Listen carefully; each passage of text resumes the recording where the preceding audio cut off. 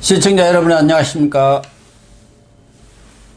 3월 26일 시사정담 시작하겠습니다. 시청자 여러분, 북한이 최근 잇따라 순항미사일과 핵탄두 탑재가 가능한 탄도미사일을 쏘아대고 있으나 국방부는 시시하게 바쁜 모습입니다. 왜 그런지 이중근 교수님과 분석하도록 하겠습니다. 이 교수님, 예. 북한 김여정이 지난 16일에 우리 측에 대해서 태생적 바보, 떼떼 등의 막말을 퍼부으면서 우리 정부를 어떻게 보면 협박 공갈을 했어요. 한미연합훈련 가지고.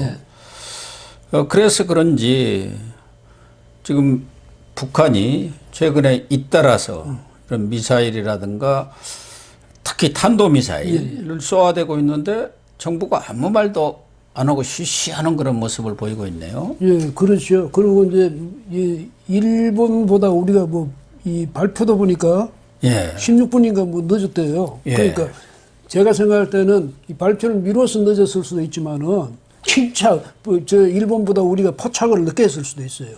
그다음에 그 성격에 있어서 우리가 이제 옛날에도 그랬잖아요. 이게 문재인 정부 북한에서 쏘면 이게 이제 탄도미사일 같으면 이게 제재 대상이 되거든요. 예.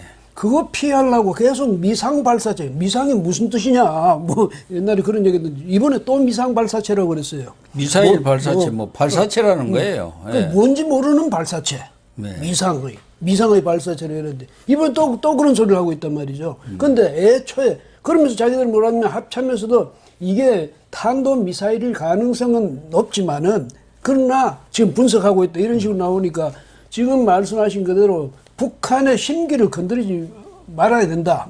아마 이거인 모양이에요. 그래서 문재인 정권이 이제 앞으로 남은 1년 동안에 어떻게 하든 이 남북 관계 이것을 다시 좋은 모습으로 포장할 수 있는 그런 계기를 만들어야 되는데 이걸 자꾸 우리가 무슨 탄도미사일 이렇게 되면 그 다음에 어떻게 하면 탄도미사일 그럼 당신들 거기 안보리 그 위반이다. 이런 식으로 나가야 될 거 아닙니까? 예. 그러니까 그 말 하기 싫다는 거죠. 아니 탄도미사일이 분명한데 그 말을 못하니 과거에도 홍길동 군이라고 했지 않습니까? 그렇죠. 아버지를 못하니까. 예. 이번에는 홍길동 국방부인지 홍길동 서욱인지는 모르겠습니다만은 서욱 국방장관은 육사 출신이고 나름대로 정통 그런 군 출신이라고 해서 국방장관 되면서 상당히 기대를 모았는데 과거 자기들 불만이 그렇게 많았던 해군이라든가 공군 국방장관보다도 못한 것 같아요. 그런데 일본 같은 데는 스가 총리가 직접 나와서 그런 탄도미사일 발사에 대해서 강력히 항의를 했는데 우리는 NSC 상임위원회를 열어놓고 한다는 얘기가 깊은 노래를 표명한다.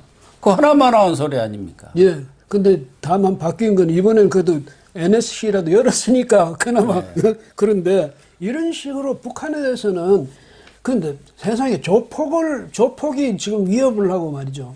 이렇게 할 때 조폭 하는 대로 그냥 거기 불평 불만 안 하고 그냥 예 굽실굽실 하면 조폭이 봐줍니까? 오히려 더 만만하게 보는 거죠. 그럼 마찬가지로 북한이 계속 저렇게 압박을 할 때 우리가 강력히 대응하는 그런 모습을 보여줘야 저쪽에서도 겁을 내지. 말할 때마다 굽실굽실하고 말이죠. 문 대통령 자기 양산 땅 가지고는 좀 그만하라고 말이죠. 민망하다고 좀스럽다고 이렇게 화를 내면서 북한에서는 삶은 무슨 이러고 별의별 소리를 다 듣고도 아무 말도 안 하잖아요. 그렇게 하면 북한에서 봐줍니까? 북한에서 미친 게 철면비 이 얘기 할 수 없는 그럼요. 온갖 용어를 동원해 갖고 참 문재인 대통령을 직접 지칭을 하지는 않았지만 남한 정부 당국자 최고 지도자라면 누가 있습니까? 문 대통령을 겨냥한 거 아니겠어요? 이번에 지금 얘기한 것은 25일에 오전에 7시 6분하고 7시 25분 발사한 거고 그 전에 21일 날도 순항미사일 발사했는데 그건 딱 숨겼다는 거 아닙니까? 미국하고 합의했다는데 미국에서는 한국이 자꾸 숨기자고 하니까 그러자고 해놓고는 썩 언론한테 흘린 거 아닙니까? 리크를 했다고 봐야죠. 그래가지고 워싱턴 포스트, 로이터에서 나온 거예요. 그래 우리는 미사일을 쐈는지 모른지 우리 국민들은 모르고 외국 신문 보고 하는 거예요. 이게 옛날 전두환 시절에 하던 일 아닙니까? 그러니까 이 정부가 왜 북한에 대해서는 그렇게 쉬쉬하고 감춰주고 싶은 게 그렇게 많은지. 아니 북한에서 순항미사일 쐈으면 순항미사일 쐈다고 그러지. 그 다음에 이 사람들도 그 이야기 하잖아요. 순항미사일은 크루즈 미사일 이거는 제재 대상 아니다. 차라리 그렇게 이야기해 주면 낫지. 아예 발사함 자체를 숨긴다. 이게 북한에 대해서 도대체 무슨 약점을 잡혔는지, 정말로 이렇게 하면 자기들이 북한과 우리의 관계가 좋아진다고 생각하는지, 김정은이가 비위를 맞추면 남북한 사이에서는 영구한 평화 체제를 구축할 수 있다고 정말 믿는지, 아니면 정부가 무슨 제대로 말이죠, 북한 정권한테 제대로 잡힌 건지 국민들은 도대체 이해할 수가 없잖아요. 지금 뭐 김정은한테 끼는 게 아니라 김여정한테도 쇠쇠쇠 끼고 있지 않습니까? 예. 지난해 6월인가도 전당 가지고 한마디 하니까 대북 삐라 금지법 탁 국회에서 만들었잖아요. 법이라도 만들려고 하니까 즉각 만들고 지금 그런 상황인데, 이번에도 그 탄도미사일이 북한에서는 뭐 사거리가 600km라고 하지만 우리 발표는 450km, 고도 60km로 남한 전역이 사정권에 들어간다는 그렇죠. 거 아닙니까? 예, 예. 일본의 사세보 어항 미군 기지가 있죠. 거기까지도 사정거리가 될 정도로 강력한 그런 탄도미사일을 발사한 거 아니겠습니까? 지난 1월에 8차 노동당 대회에서 김정은이가 한국을 겨냥한 전술 핵무기를 개발하라 하고 지금 개발된 거예요. 그걸 지금 실험을 했는데 그에 대해서 국가안보가 정말 경각지강에 달렸다고도 할 수 있는데, 뭐 핵은 자체적으로라도 우리 정부가 정말 대응이 그렇다 하더라도 국방부는 군은 그러면 안 되는 거 아니에요? 그러니까 미국이 지금 관심을 갖는 것은 ICBM이거든. 예. 대륙간 탄도미사일. 왜냐하면 먼저 미국 본토를 겨냥할 수 있느냐 없느냐 그 능력이니까. 그 다음에 지금 말씀하신 대로 지금 실험하고 있는 단거리, 정부 발표대로 단거리 발사체. 네. 이거는 전적으로 우리를 겨냥한 거거든. 우리 그럼 이거는 누가 대응해야 되냐? 우리가 대응해야 돼요. 네. 미국이 대응해 줄 겁니까? 우리가 대응해야 되는데 우리는 쉬쉬 지금 감추려고 그래요. 이런 식으로 하면 그럼 국방은 누가 합니까? 그럼 이런 식으로 하면서 국방부 그 엄청난 그 규모의 국방부는 왜 유지를 합니까? 그 무기 개발 왜 합니까? 차라리 그 돈 가지고 북한한테 주고 선심이나 쓰지. 이런 식으로 도대체 이 대한민국의 정부가 이 점에서 국가 안보란 차원에서 국방이란 차원에서 정체성을 자기들이 과연 자기들의 정체성을 스스로 확립하고 있는지, 아니면 그걸 우리의 정체성이 뭐라고 느끼고라도 있는지, 국민들은 누굴 믿고 살아야 됩니까 지금? 그러니까요. 국방부까지 이렇게 나오면은 과연 우리 뭐 속어로 소는 누가 키우느냐 이거예요. 네. 안보는 누가 지키느냐 그런 얘기인데, 김정은이 이렇게 탄도미사일까지 쏘아대면서 뭐 우리를 겨냥했다기보다도 뭐 궁극적으로는 미국한테, 지금 바이든 정부한테 과거 트럼프처럼 좀 우리 좀 잘 달래고 잘해보자 뭐 그런 사인을 계속 보내는 것 아니겠습니까? 이런 걸 해서 미국을 자극하면서도 그러면은 SLBM 이제 좀 있다가 저 하와이 근처 가서 쏘아댈 거야. 뭐 이렇게 하면서 미국을 끌어내기 위한 것이지, 지금 문재인 정권 오고 뭐 타협을 하다든가 뭘 하자는 건 아니지 않습니까? 애초에 북한은 국방 이런 문제에 관한, 군사 문제에 관한 대한민국은 자기들이 협상 대상이 아니었어요. 대화 예. 대상도 아니고 예. 애초부터. 예. 그런데 이제 그동안에는 지난번에는 보니까 트럼프 시대는 문재인 대통령이 정의용 씨 보내고 해가지고 북한하고 이제 미국하고 연결을 시켜줬잖아요. 그러니까 뭔가 미국과의 대화를 하는데 하나의 거강꾼 좀 노릇 했지. 거강꾼 그런 예. 것을 좀 써먹을 수 예. 있을 것 같다 했는데, 하노이 그 노트를 보니까 이게 영 엉터리니까 그 다음부터 아예 상대를 안 하고 있지 않습니까? 그렇죠. 그래서 니들은 말하지 마. 왜냐하면 우리는 지금 김정은 위원장하고 트럼프하고 사이에서 항상 친서가 오고 가고 하고 있어. 직접 할 수 있는데 니들이 중간에서 니들 중계를 받을 이유가 전혀 없어. 이래가지고 계속 그렇게 망신을 주고 이렇게 하는데도 우리가 할 일이 있다고 자꾸 대들었거든. 자꾸 이제 머리를 디밀고 있는데, 이번에도 마찬가지로 이렇게 되니까 북한은 이제 지금 바이든 행정부가 대북 정책이 지금 이제 거의 완료 단계에 있다는 거 아니에요. 예. 새 정부의 대북 정책을 어떻게 할 예. 것인지에 대해서. 그러니까 이거 이제 하기 전에 지금 최대한 무력 시위를 해보자는 거지. 예. 그리고 미국을 자극함으로써 미국에서 어떤 양보를 얻어내는 것도 있고 또 미국의 정책이 무엇인가를 또 파악해 볼 수 있는 그런 계기로 삼겠다. 뭐 이런 뜻이 있는데 그렇게 해서 얘들 또 한편으로 이거지. 우리 멱살 잡고 미국 우리한테 자꾸 그러면 얘 이거 내가 가만 안 둘 거야. 이런 식인데 우리는 거기서 우리가 반발하고 우리가 대응하고 무섭게 해야 북한도 우리한테 대해서 대접을 하지. 우리가 고분고분 이렇게 하는데 북한은 우리를 아주 우습게 할 거 아니에요. 아예 취급을 안 그렇죠. 쳤으니까. 예, 예. 그런데 뭐 문재인 대통령은 7월 도쿄 올림픽 그리고 내년 봄에 있을 중국 베이징에서 동계 올림픽 예, 예. 이걸 계기로 해갖고 어떻게든 김정은과 한번 만나봐야겠다.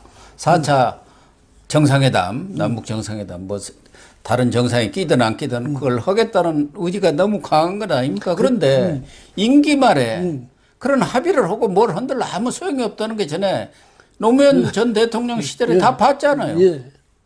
김정일하고 뭐 그 당시 14인가 뭐 14에. 예. 합의했는데 그게 다 지금 뭐 휴지 조각이나 다름없는데 왜 그렇게 매달리냐 이거. 그리고 김정은이가 도쿄 올림픽에 올 리가 있겠습니까? 모르죠. 이제 베이징 올림픽은 가서 또 잘하면은 시진핑 끼어가지고 3자 회담이라도 한번 할 수 있을 걸로 예상이 될 수도 있는데 시진핑한테 잘 굽신거리면은. 근데 거기서 뭐가 나오겠습니까? 저 대선용 무슨 TV쇼 그거 하자는 거 아닌가요? 그 이제 일본에서는 이번에 결정하기로 일본 국민들 일본 내부 행사로만 하기로 했거든. 예. 그 외국 사람들은 못 오겠단 말이에요.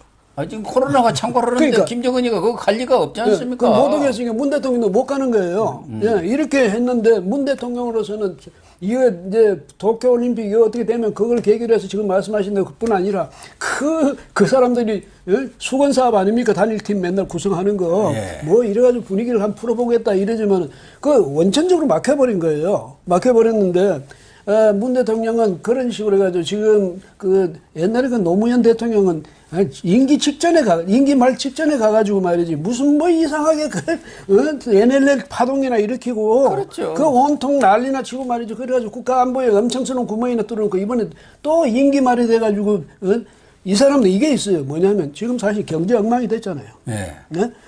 뭐 하나 된 게 있어야죠. 그래 되니까 그 대통령이 경제를 엉망으로 만드는데도 지금 게다가 이제 코로나 이것도 뭐 그동안은 지금도까지도 아주 국민들이 그래도 우리 문재인 대통령 코로나 대응 잘한다지만 이게 지금도 보면 백신이라는 측면에서 보면 이거 세계에서도 지금 뭐 100등인가 그래간다고 그래. 105등입니다. 지금 접종률이 그래. 105등. 이렇게 뭘 돼- 해놓은 게 없어요. 예. 문재인이 다른 정권들은 욕을 먹더라도 그래도 그때 무슨 이런 일이 있었지. 이런 큰 일을 했었지. 노무현 전 대통령만 해도 한미 FTA 다 했지. 제주도 해군기지 만들었지. 또 파병도 했지 않습니까? 다. 근데 그런 데다가 이렇게 한 게 없는 데다 LH 사건이 다 터지잖아요. 예. 터지고 자기 농지 문제도 터지고 이렇게 되니 이 내 집권 기간에 그래도 하나라도 뭔가 공적은 남겨야 되잖아. 그건 지금 할 수 있는 게 가만 보니까 북한하고 어떻게 하든지 해가지고 남북 관계에서도 큰 진전을 이루었다는 기록이라도 남기고 싶은 게 이게 아주 집착이 되는 것 아니겠어요? 그래서 거기에서 집착을 하는데 문 대통령이 집착을 할수록 북한은 배짱을 내미는 거지. 예. 니들 답답하구나. 그러면 알았어. 배짱 내미지. 아유, 알았어. 우리가 같이 손잡겠다 하겠습니까? 이 점에서 보면 문 대통령이 정말 생각이 없어서 그런 건지, 생각이 안 돌아가서 그러는 건지, 아니면 밑에서 누가 자꾸 엉뚱소리를 해서 그런 건지 말이죠. 국방부 장관이나 이 합참 같은 데서 도대체 대통령한테 뭘 지금 건의하고, 이렇게 하는 건지, 대통령을 국방에 있어서 우리가 정말 절실한 쪽으로 제대로 건의하고 이끌고 있는 건지 도대체 이해가 할 수 없는 그런 상황이 지금 벌어지고 있습니다. 아니 대통령이 무슨 쓴소리든 또 충원이든 고언이든 네. 이런 것을 받아들일 자세가 되어 있을 때 밑에 사람들 또 하는 거지 눈치 뻔한 사람들인데 대통령이 자기한테 또 자기 생각이라든가 그런 어떤 정책에 반하는 소리 오면은 아주 싫어하는 그런 내색이 있으면 얘기할 리가 없지 않습니까? 그러니까 더군다나 외교마저도 지금 엉망이 된 거 아닙니까? 그동안 일본에 대해서 반일 죽창가를 그렇게 불러댔잖아요. 그래갖고 재미도 좀 보고. 그랬는데 도쿄올림픽 거기에서 어떻게 김정일 좀 오라 그럴까 해가지고 지금은 그냥 사사사를 기었는데 이제 그것도 틀려버린 거 아니에요. 그래 뭐예요? 외교도 원칙이 없는 나라가 돼버린 겁니다. 그 애초에 외교가 원칙이 없었죠. 그러니까 뭐냐면 옛날 그 기본 구도는 안 바뀌었거든요. 저 북방 삼각, 그저 안보 체제, 이쪽 남방 삼각 안보 체제 이게 이런 대립 구도 자체가 안 바뀌었는데 거기서 우리는 일본을 떼내버리고 중국하고 가까이 가겠다. 근데 미국하고는 가능하면 좀 멀어지고 싶다. 이런 의도를 자꾸 내비치니까 그렇게 해서 일본하고는 완전히 등을 졌거든요. 근데 이제 바이든 정부 들어서 일본하고 이제 친해.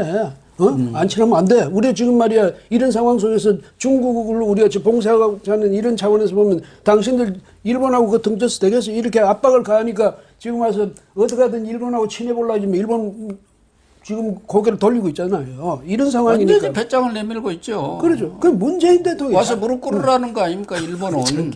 이 짓을 왜 하냐고. 이래놓고 국가를 경영한다고 자기들이 말할 수 있겠습니까? 그래서 이런 그 국방 문제에서도 엉망, 또 경제 문제에서도 엉망. 그다음에 그럼 도덕성이란데 자기들 적폐 청산을 그렇게 외쳤는데 도덕성이라는 측면에서도 그럼 엉망. 그러니까 이 정권은 문재인 대통령은 임기 끝날 때가 되니까 정말 빈손이거든.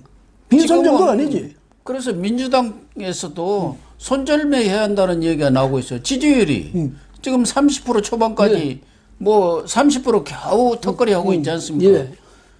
그러니까 여당이라는 거 어느 당이든 마찬가지고 과거 전직 대통령 시절에도 집권당에서 대통령의 지지율이 팍 떨어져 갖고 인기 없으면 완전 다 손절매했어요. YS, DJ 뭐 다 당 떠나고 노무현도 당 다 쫓겨났습니다. 그런데 지금 문재인도 30% 내주 중에는 깨지지 않을까 그런 생각까지 들 정도. 갤럽이 보니까 갤럽이 34%대. 그다음에 부정이 59%고. 근데 갤럽 조사 한 2일에 최고로 가장 많이 떨어졌는데 지금 거기서 말씀드린 이게 다음 주에 어떻게 될지 몰라. 그다음에 대통령이 한 번 임기 말에 한 번 이렇게 약점을 보이기 시작하면요. 그다음에는 감당 못합니다. 말빨이 안 씁니다. 안 씁니다. 이런 상황이고 손절매 이야기가 나왔으니 말이지만 뭐 조국 벌써 손절매 들어갔나 이런 이야기 하잖아요. 조민이 그러니까. 지금 자체도 희생양이라기보다는 당연히 입학 취소가 돼야 할 그런 상황입니다만은 벌써 조민 날리려고 하는 거 아닙니까? 그렇죠. 조민이 이제 던져주는 거지. 당신 알아서 해. 던져주는데 문 대통령인들 그런 운명에 안치하려고 누가 이야기할 수 있겠습니까? 그러니까 임기 말에서 대통령이 괜하게 자꾸 그런 억지 부리지 말고 이럴 때는 단호하게 이 우리 국방 문제에 대해서는 최소한 국방 문제에 대해서는 우리 5천만 국민의 생명이 좌우되는 문제거든. 여기에 대해서는 단호한 의지를 보여줘야 되는데 아니 김여정이 하나가 중요합니까? 대한민국 5천만 국민이 중요합니까? 그러니까요. 예. 얼마 전 17일, 18일이죠. 한국과 미국의 2+2 회담이 열렸지 않습니까? 외교 국방력. 그 자리에서도 로이드 오스틴 흑인 출신 아닙니까? 그 국방장관이 사드 기지 성주에 있는 거기를 지금 고의로 한국이 방치해가지고 이게 기본적으로 뭐 시설이라든가 이런 건 증강은 말할 것도 없고 거기에 있는 군인들 미군도 있고 뭐 한국군도 같이 있습니다만 그 사람들이 생활을 할 수가 없는 이렇게 뭐냐 말이야. 그래갖고 강력히 항의했다고 그래요. 근무자들이 컨테이너에서 살고 있다잖아요. 그 시설을 어떻게 보완할 수도 없고 하니까. 그 성주 뭐 시민들이 다 집단으로 그런 걸 반입을 방지하고 또 이렇게 거부하고 있으니까 들어갈 수가 없는 것이고 그리고 헬리콥터로 좀 실어나르고. 그렇죠. 그러니까 이런 문제에 대해서 민원이 제기되고 하는 문제에 있어서는 그동안에 보면 이제 이 적절한 보상을 한다든지 여러 가지 방안이 있을 수 있거든. 그 다음에 이렇게 국가 정책에 있어서 무조건 대놓고 자꾸 저렇게 항의를 하고 항거를 하고 저항을 하고 저렇게 대들고 물리적으로 막고 이런 데 대해서는 그동안에 만약에 이게 정부가 추진하는 사업이었으면 가만 놔뒀겠습니까? 그렇죠. 저 그래서 미국 측이 볼 때 이거는 방치하고 있다는 거예요. 방치할 정도가 아니라 은근히 뒤에서 부추기고 있다고 이해하지. 왜? 물론 이제 한국 정부로서도 중국의 눈치를 봐야 한다는 측면이 있기 때문에 그렇다 하더라도 아무리 했지만 동맹국 간의 문제인데 여기에 있어서 방치 정도가 아니라 뒤에서 은근히 저항을 부추기는 듯한 모습을 보이면 미국으로서도 가만히 있을 수는 없지. 네. 그 다음에 우리가 볼 때도 동맹국으로서는 이거 도리가 아니거든. 그 다음에 그 성주 그 주민들의 피해를 전혀 어떻게 원상복구 해줄 무슨 뭐 그런 다른 대안이 없느냐? 있어요.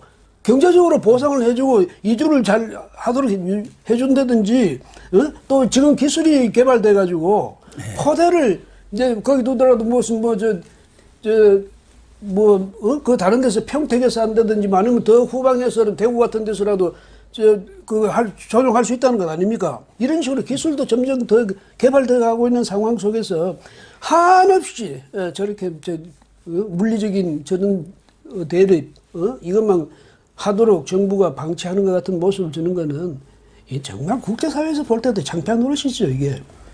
그렇습니다. 정말 창피한 일이죠. 네, 시청자 여러분, 방금 말씀한 것처럼 성주에 있는 사드기지 생필품 자체도 제대로 공급이 안 될 정도로 열악한 그런 상황을 정부가 고의로 방치한 것이 아니냐는 그러한 미국 측의 항의가 있었다고 합니다.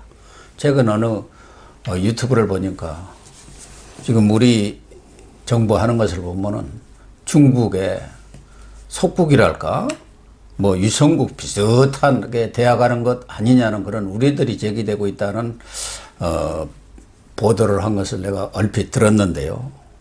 우리가 눈치를 너무 보다 보니까 지금 북한이 탄도미사일을 쏘아대고 그런 상황에 대해서도 우리 국민들한테 제대로 알리지도 못하고 있지 않습니까? 더군다나 국방부는 국가 안보가 최우선이어야 하는데 청와대 눈치를 보느라고 탄도미사일이라고 하지 못하는 홍길동 국방부가 되고 있는 현실, 정말 딱하기 짝이 없습니다. 시청해 주셔서 감사합니다.